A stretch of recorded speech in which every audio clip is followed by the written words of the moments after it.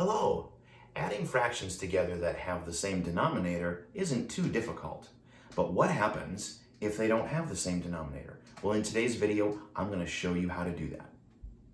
Before we start our discussion on how to add and subtract fractions that have different denominators, go ahead and pause this video and grab a piece of paper and something to write with. Later on, I'll have you do an example with me. Now that you've got your paper, let's go ahead and review real quick from the past what we have done when we add and subtract fractions. We've always had a common denominator up to this point, and so we keep that denominator and we can add or subtract the numerators. But now we're going to talk about problems where the fractions don't have the same denominator. And what do we do? The first thing we're going to do is we're going to look at LCM, which stands for least common multiple. And as I've explained before, the least common multiple is really just the smallest number that is common to the skip counting or the multiples of the two denominators. So let's go ahead and write out the multiples of 2. Now let's go ahead and write out the multiples of 3. What we're looking for is the smallest number that's common to both lists, our multiples of 2 and our multiples of 3. What's the smallest number that shows up in both? Yeah, it's the number 6. So 6 is the LCM, or the least common multiple, for our fractions here. Notice that the number 12 is also the same in both lists, but it's not the smallest. You can use the number 12, but when you do these fractions, you'll end up having bigger numbers to work with. So the least common multiple of 6 is easier to work with because it produces smaller numbers. Now, how do we use this? We're going to take our 1/2, and what we need to do is convert it into an equivalent fraction that has a denominator of 6. 6 is our LCM, so it becomes our common denominator, and I need to convert 1/2 into an equivalent fraction with a denominator of 6. And I'm going to do that by multiplying it by a special 1. 2 times something is equal to 6. Yeah, it's 3. A special 1 is a fraction, remember, a fraction that has the same numerator and denominator is equal to 1. Go ahead and check that in a calculator. Type in 3 divided by 3 and you'll get 1. So a special 1 has the same numerator and denominator, and we know that it's 3 because that's what gives us a denominator of 6. Now my numerator is 1 times 3, which is 3. So 3 over 6 is my new equivalent fraction to my original, but it has the right denominator. Now let's go ahead and do 2/3. 2 over 3, I need to multiply it by a special 1 so that I get a new fraction with a denominator of 6. 3 times 2 is equal to 6. And since 2 is the denominator of my special 1, it has to also be the numerator. And 2 times 2 is 4. So now 4 over 6 is my equivalent fraction to my original 2/3. So up here at the top, let's go back and say that 1/2 plus 2/3, we're now going to replace those with our equivalent fractions. 3 over 6 plus 4 over 6 is equal to 7 over 6. Okay? And 7 over 6, what we can do with that is we can rewrite it.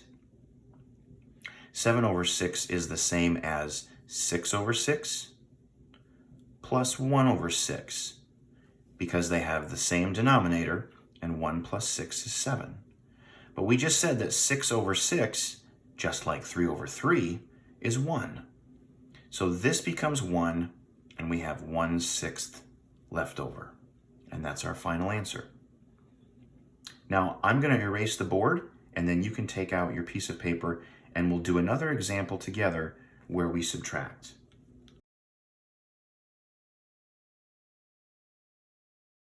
Do you have your piece of paper?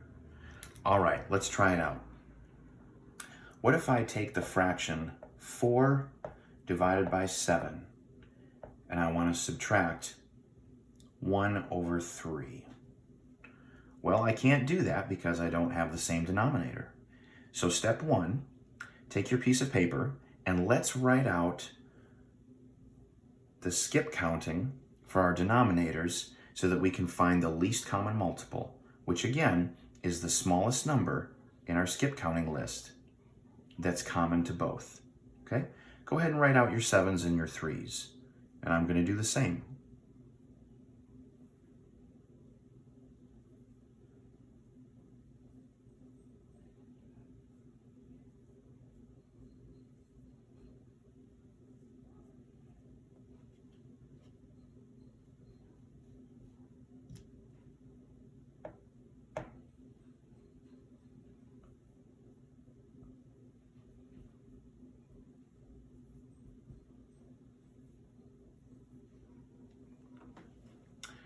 There. Hopefully you remember your multiplication facts and you have the same list, or at least the same numbers up through 21 and 28. Now we're looking for the smallest number that is the same in both lists. And here it is. 21 is the first number that's going to appear in the skip counting or the multiplication tables for 3 and 7. So this is my new common denominator. So take your piece of paper and let's go ahead and write out 4/7, and we're going to multiply it by a special 1 such that we have a new common denominator of 21. We're going to multiply by a special 1, and our least common multiple of 21 is the new denominator. So what would you multiply 7 by in order to get 21? Yeah, 3. 7 times 3 is 21. Now for a special 1, what does the numerator have to be if the denominator is 3? That's right, it's got to be 3. On your special 1, the numerator and the denominator always have to be the same. Now what do we do with the numerators? That's right, we multiply them together, and 4 times 3 is 12. 12 over 21 is our new equivalent fraction to our first fraction of 4 over 7, but it's got a denominator of 21, which is our least common multiple. These fractions are equivalent, and I've said before, you can check this by typing these into a calculator, and you'll see that they have the same value. 4 divided by 7 in a calculator will give you the same decimal as 12 divided by 21. Go ahead and take a second to check that if you want to. And remember, it's good to use calculators to check our work, but we want to learn how to do it with our hands and our brains first. Now how about 1 over 3? We're going to do the same process. 1 over 3 times a special 1 and a new equivalent fraction that has a denominator of 21. 3 times something is 21. That's right, 7. And if 7 is my denominator for my special 1, then it also has to be the numerator. And then 1 times 7 is 7.